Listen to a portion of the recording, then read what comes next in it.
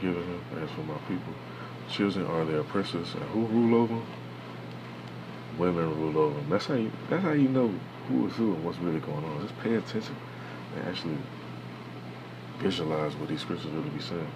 It says, "Oh my people, they which lead thee cause thee to err, and destroy the way of thy paths." It ain't just her. She just just on this video, just happened to see this and want to use it for edification. You got a lot of women that promote this shit. A lot of little rap chicks and singers and movie actresses and all type of stuff. They promote this shit. Then you got a lot of beta male niggas. They cool with it too. Now it says, "O my people, they which lead thee, cause thee to err and destroy the way of thy paths. The Lord stands up to plead and standeth to judge the people. The Lord will enter into judgment with the ancients of his people." Talking about the old heads. When they go into ancients, that's talking about old, or before time, so to speak, of his people, and the princes thereof. For ye have eaten up the vineyard, the spoil of the poor is in your houses. Yeah, a lot of people that got wealthy, all rich people, and I slip with the tongue. Got a lot of people that got money off poor people and won't even go help their ass the fuck out of. A lot of your favorite celebrities and shit get money. They won't even give to the needy. Donate no clothes or nothing like that. Give no food. Yeah, they'll be crying, "Nobody helped me." That's a fucking lie. Everybody get help some type of way. But anyway, it says, "For ye have eaten up the vineyard, and the spoil of the poor is in your houses. What mean ye that beat my people to pieces and grind the faces of the poor, saith the Lord Yahweh of hosts." Moreover, the Lord said, "Because the daughters of Zion are haughty," and she's real haughty, but there's plenty of others just like her. Just an example. It says, "And walk with stretched forth necks." Look at that neck. She got that neck stretched out. Let me run that back. And it's okay to have abortions after some hot sex simply because you don't want to be pregnant. Look at that neck stretched out. Man, you can't make this up, man. It said, "With stretched forth necks and wanton eyes, walking and mincing as they go, and making a tinkling with their feet. Therefore the Lord will smite with a scab." And best believe she got that scab. That's why she got that blind shit on her head. It said, "Make a scab the crown of the head of the daughters of Zion, and the Lord will discover their secret parts." It says, "In that day the Lord will take away the bravery of the tinkling ornaments." Cause all this proud shit, this shit going out the window. Most High gonna wipe her out. She ain't even gonna make it to that point. But a lot of women walk around like they're being proud, talking shit to their man, talking down to him, giving them a hard time. That shit going out the window. It says, "Take away the bravery of their tinkling ornaments about their feet, and calls and their round tires like a moon, the chains and the bracelets and the mufflers, the bonnets."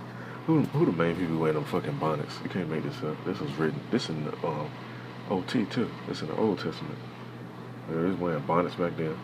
It says, "And the ornaments of the legs and the headbands, and the tablets and the earrings, the rings and the nose jewels." And me personally, I hate seeing girls with them damn nose earrings, them nose rings looking like a damn bull. It says, "The changeable suits of apparel, and the mantles and the wimples, and the crisping pins, and glasses, and the fine linen, and the hoods and the veils. It should come to pass that instead of a sweet smell, there should be a stink." That shit crazy, bro. It's a lot of black and mild smelling chicks running around, and other little smells too. I ain't even gonna get on that, but it's in the scripts, man. You can't make this up.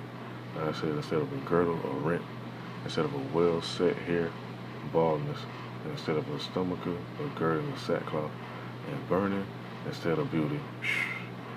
You know what it's talking about? It's only one nation of women on this earth right now that's describing right now. Now, of course, other women, they had their little shit going on too, but predominantly, who is it for real? Now it says, "Thy man shall fall by the sword, and the mighty in the war, and her gate shall lament and mourn, and she being desolate shall sit upon the ground." And I be seeing shit like this sometimes. Like, I be driving, might be a chick, she's sitting outside on the ground. I was riding, what time is it now? Like 3-4 hours ago, and the chick was trying to flag me down. I know she was trying to ask for something, but I didn't give a fuck. I wasn't trying to hear what she was talking about. I just kept it pushing. Now, let's see. Let me go back to Isaiah chapter 4. I'm going to just go to verse 2 because I already read verse 1. They're not in the so. Now it says, in that day shall the branch of the Lord be beautiful and glorious. And the branch start with his man.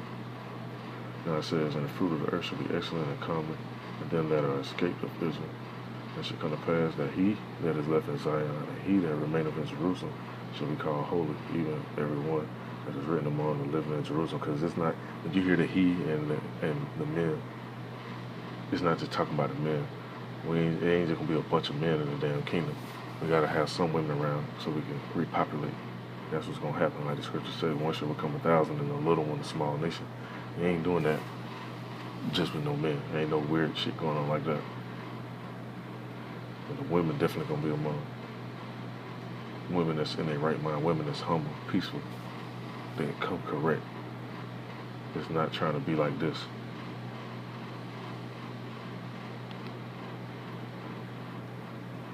Now it says, when the Lord shall wash away the filth of the daughters of Zion, and shall purge the blood of Jerusalem from the midst thereof, by the spirit of judgment and by the spirit of burning.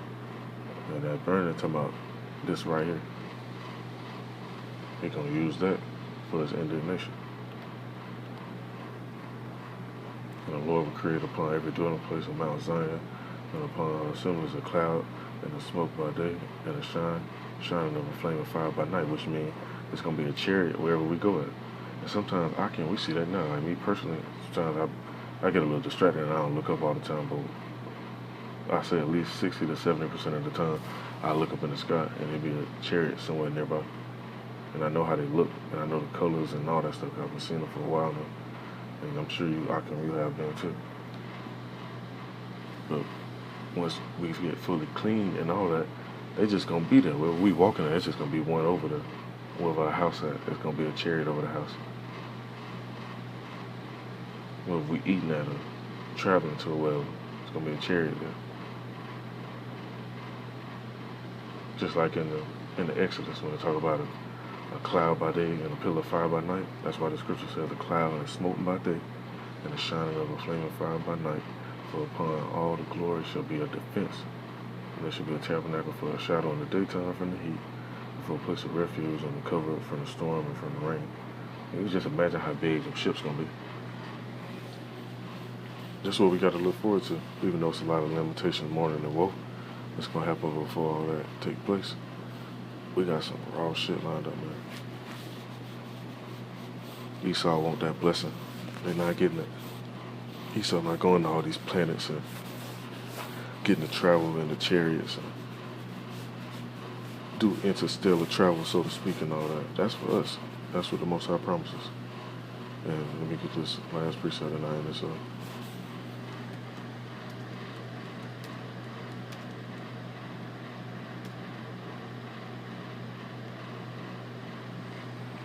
Book of 2 Peter chapter 3.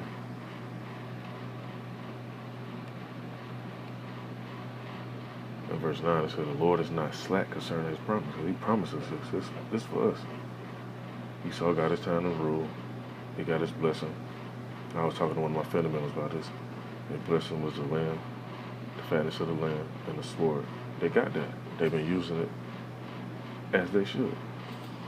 Ishmael and his 12 sons, they got their blessing. That's why you go over to Saudi Arabia, India, and all these little different areas. They got all that gold and the big ass buildings and all the gold Lamborghinis and Jaguars and all the oil and all that. They got their blessing. Now it's time for us to get ours and actually enjoy it. And it says, as some men count slackness, because it seemed like it took forever. But you gotta remember, spiritual realm move quicker than down here. Like it said in the book